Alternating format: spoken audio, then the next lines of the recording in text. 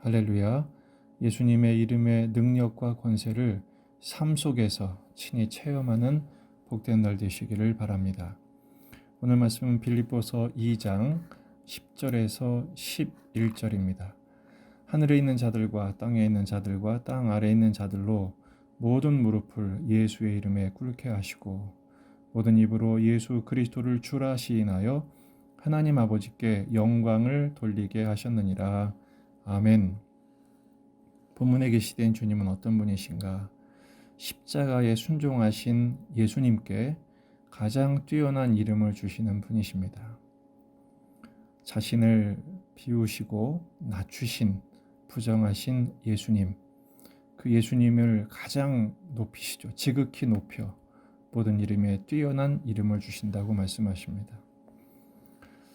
지극히 높이신 그 결과가 바로 뛰어난 이름인데요. 모든 이름에 뛰어난 이름을 주신 이유가 무엇일까? 원래 예수님 당시에 예수님의 이름은 최고의 수치와 조롱의 대상이었습니다. 바로 십자가에 처형당하셨기 때문이죠. 욕하고 때리고 침뱉고 십자가에 못 박아 죽여버렸기 때문입니다. 이사야 53장 3절, 그는 멸시를 받아 사람들에게 버림받았으며 간고를 많이 겪었으며 질고를 아는 자라. 마치 사람들이 그에게서 얼굴을 가리는 것 같이 멸시를 당하였고 우리도 그를 귀히 여기지 아니하였도다. 하지만 그 예수님을 하나님 아버지께서는 그 어떤 이름보다도 가장 뛰어난 이름으로, 높은 이름으로 높여주시죠. 세상의 어떤 권위자, 능력자, 업적이나 존재가 감히 견줄 수 없는 높은 이름, 지극히 높이시는 이름이 되게 하십니다. 이런 뛰어난 이름을 주신 목적이 뭘까요? 성경에서는 오늘 본문에 세 가지로 이야기합니다. 첫째는 모든 무릎을 꿇게 하시기 위함입니다. 하늘에 있는 자들과 땅에 있는 자들과 땅 아래에 있는 모든 자들로 모든 무릎을 예수의 이름에 꿇게 하시고 창조주께 복종하게 하신다라는 것이죠. 동시에 예배자께 당연히 예배 받으시기에 합당하신 분께 경배하는 무릎을 꿇게 하신 것입니다. 가장 높으신 이름에 합당한 영광을 돌리게 하신 것이죠. 왜 그렇습니까? 참 구원자요, 통치자요, 승리자이시기 때문에 그렇습니다. 이게 십자가의 신비죠. 에베소서 1장 21절, 모든 통치와 권세와 능력과 주권과 이 세상뿐 아니라 오는 세상에 일컫는 모든 이름 위에 뛰어나게 하셨습니다. 뛰어난 이름을 주신 두 번째 목적은 모든 입으로 주라 고백하게 하시기 위함입니다. 주는 큐리오스인데 유대인들은 아도나이라고 불렀죠. 감히 여호와란 이름을 부르는 대신에 아도나이, 주님이란 이름으로 호칭을 바꿔서 불렀습니다. 다시 말해서 예수님을 여호와와 동일하신 분으로 고백한 것입니다. 사도행전 2장 36절, 그런즉 이스라엘 온 집은 확실히 알지니 너희가 십자가에 못 박은 이 예수를 하나님이 주와 그리스도가 되게 하셨느니라. 십자가에 죽으신 예수님을 온 세상의 구원자, 통치자로 고백하게 하신 것입니다. 그래서 사도행전의 사도들이 복음을 어떻게 선포하죠? 그 예수가 그리스도다라고 선포합니다. 뿐만 아니라 그 예수가 나의 그리스도, 나의 구주시다라고 고백하게 하신 것이죠. 로마서 10장 9절, 내가 만일 내 입으로 예수를 주로 시인하며 또 하나님께서 그를 죽은 자 가운데 살리신 것을 내 마음에 믿으면 구원을 받으리라. 주로 시인하여 믿을 때 구원받게 하시는 것이죠. 로마서 10장 13절, 누구든지 주의 이름을 부르는 자는 구원을 받으리라. 예수님의 이름을 가장 높이신 이유, 모든 이름에 뛰어난 이름으로 바꿔주신 이유는 그 이름을 부르고 믿고 고백한 자에게 구원을 주시기 위함입니다. 세 번째는 뛰어난 이름을 주신 목적은 하나님 아버지께 영광을 돌리게 하시기 위함입니다.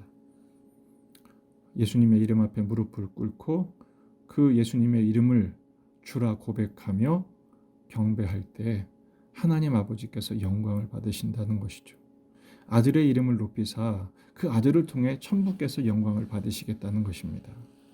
그래서 우리로 하여금 예수님의 이름을 믿음으로 하나님 자녀가 되게 하시고 그 예수님의 이름으로 세상을 구원하시며 천국이 오게 하신 것입니다. 오늘 말씀을 두 가지로 적용할 수 있겠습니다. 첫째, 내 이름을 드러내려는 욕구와 싸워 이기셔야 됩니다. 예수님의 이름만 높임을 받으셔야죠. 영적인 전쟁이 뭡니까? 자꾸 내 이름을 드러내고자 하죠. 자기의, 자기애에 사로잡혀서 내 이름 드러내는 일에 예수님의 이름의 영광이 돌아가는 것을 가로채려 할 때가 많습니다. 잠언서 29장 23절 사람이 교만하면 낮아지게 되겠고 마음이 겸손하면 영예를 얻으리라. 자꾸 내 이름을 누가 빼거나 잊어버리면 섭섭해집니다.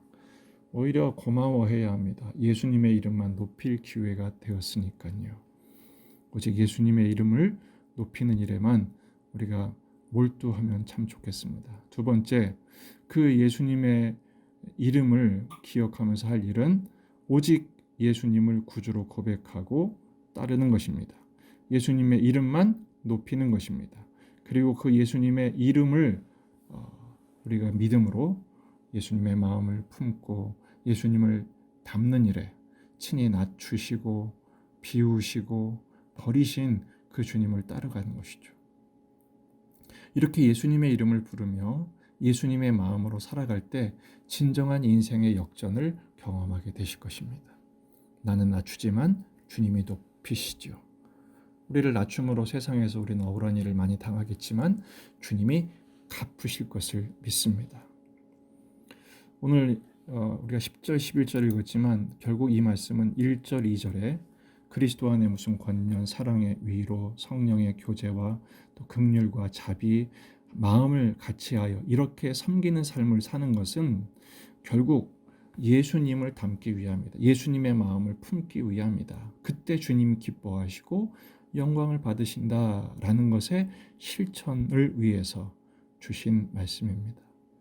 예수님의 이름을 부르며 예수님을 닮는 삶의 경배를 드릴 때 주님이 그 삶을 주님의 영광으로 채우시고 진정한 영광에 참여하게 하실 줄로 믿습니다.